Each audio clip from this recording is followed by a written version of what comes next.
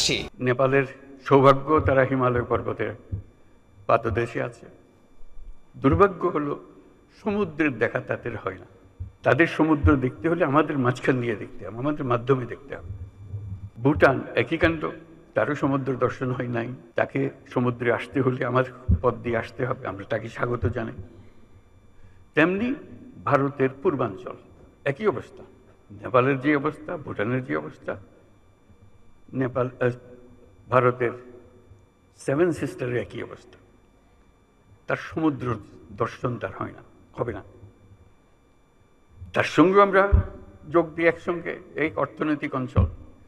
আমাদের যে সমুদ্র বন্দর, তাদের মাল আনা নেওয়া করবে, আমাদের মাল আনা নেওয়া করবে, তাদের কাছে যাবে।